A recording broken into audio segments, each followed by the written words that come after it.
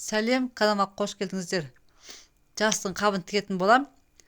Маған 50-де 50, 50-де 70 ден 4 штук тікті.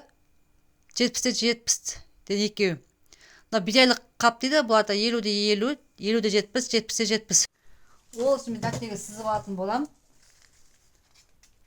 Бірінші болса ұзындығын сызып алатын болам. Ұзындығы ені маған 53 сантиметр алам. 3 сантиметр жанын тіккеніне қақ ортасын бөлемін. Бұл бөлген жерді мен 70 сантиметр. 70 сантиметр. Мына бөлігі де 70 сантиметр болады. Жанын тағы қосамын. Бұл 20 сантиметр. Бұл клапан. Түні барлығы маған есептейміз.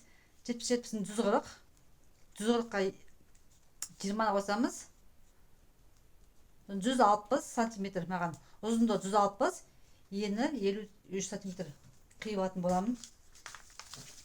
Мен осы кішкене бұлға тігіп көрсететін боламын сіздерге. Ең бірінші осы қиып алдым. Ұзындығы 160, ені 53 сантиметр. Ең бірінші матамды 1 миллиметр осы қайырып аламын, екі бүктеп машинкамен жүргізіп алатын боламын.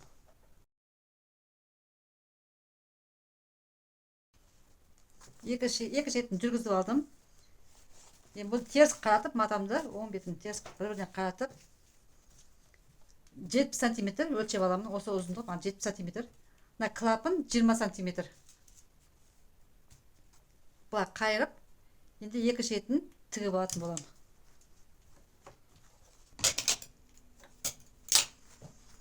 Тігіп алдым.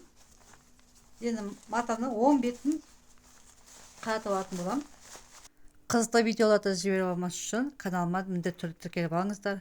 Жастың тыстайым болды. Келесі кездескенше.